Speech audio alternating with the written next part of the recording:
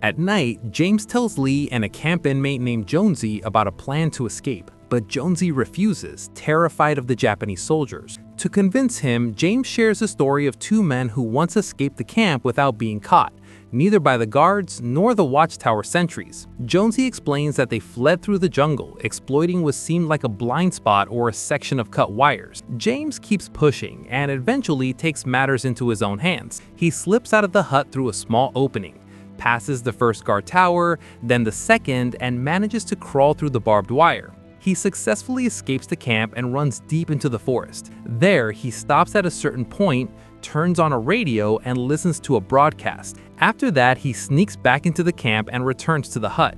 The next morning, while working, he tells Collins, "I saw fishing boats, or maybe a Filipino cannon smoking. The Americans are close. I heard our language on the broadcast, but I couldn't understand what they meant." Collins asks him, "What else did you see?" James replies, "I saw a glider. We could use it to escape." But Collins objects, saying, "No, it doesn't have an engine.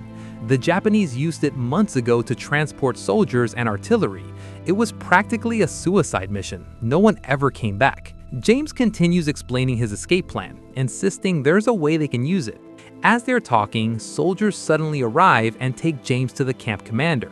There, Ito orders the soldiers to make him sit on a chair and asks, "What do you know about the Navajo language?" James replies, "Navajo?" The commander says, "Yes, it's an Indian language." James answers, "All I know is that the Americans use it, but I don't understand it." The commander becomes angry and says, "How can you not understand it when you know Japanese?" James responds, "No one understands Navajo except the Navajo themselves. Neither I nor the others with me know it. And even if we did, why would we help you or the Japanese people?" The commander then tells him, "None of you will ever see your families again. Even if you manage to leave this camp, the jungle will kill you with hunger and thirst, or you'll die from the traps hidden out there." After that, James is taken away. The camp commander, furious, smashes a table. One of the officers beside him says, "We could kill him in a second." But the commander refuses, saying James is an important officer in the British Army. In another scene, we see James being tied up in the middle of the camp, while three fighters beat him harshly with sticks until his body begins to bleed and he collapses to the ground. They untie his hands and one of the fighters continues attacking him.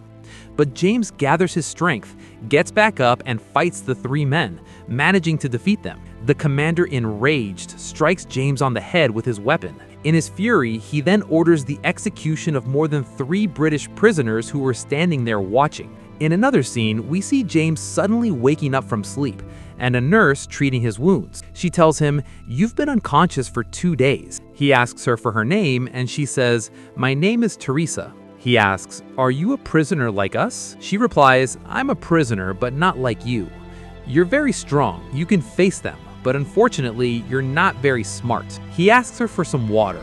Then he says, "How long have you been here?" She answers, "They took me from my family 3 months ago and forced me to work here." He asks, "Do you know this place well?" She says, "Yes, and you can't escape. The jungle surrounds the entire camp." That night, Commander Ito goes to James and tells him, "One final challenge awaits you."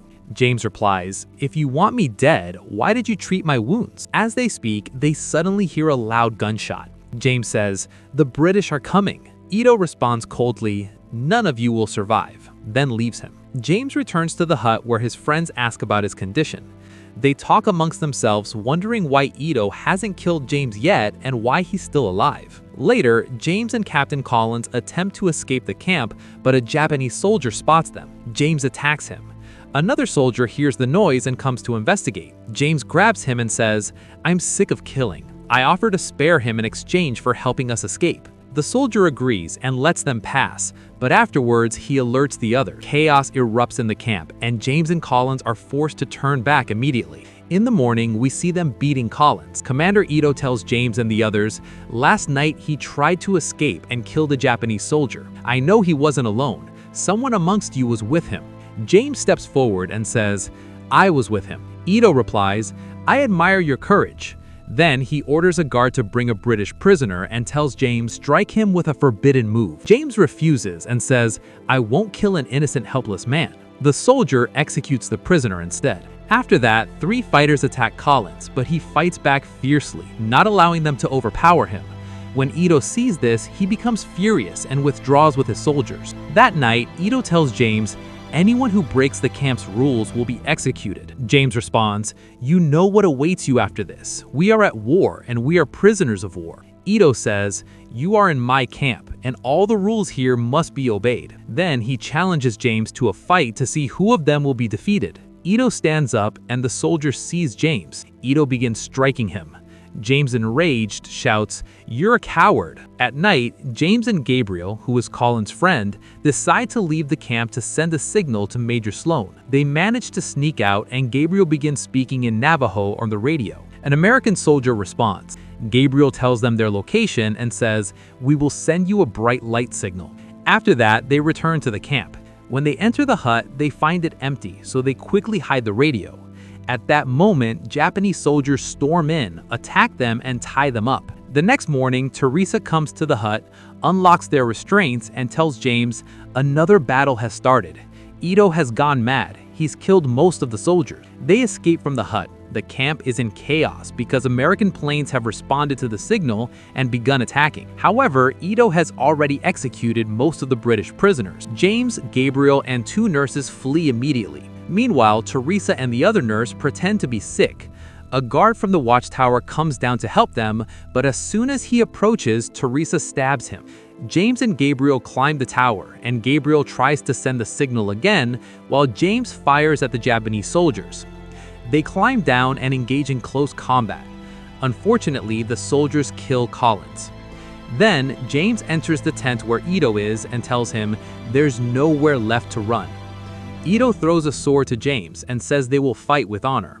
They begin a fierce duel, and James strikes Ito powerfully. Gabriel rushes in and pulls James away so they can escape. Ito follows them and even stops a soldier from shooting James. James and Gabriel and 2 nurses reach the middle of the forest and fire a signal to the American aircraft.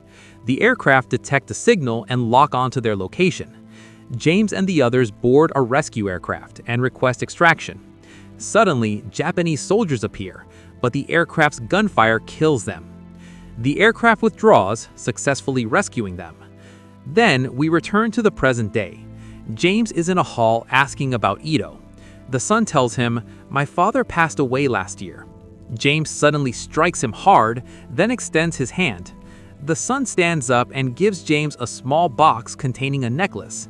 He says, "My father told me to give this necklace to a white British man who would one day come and asking for it." James takes the necklace and leaves the place. And here, the film ends.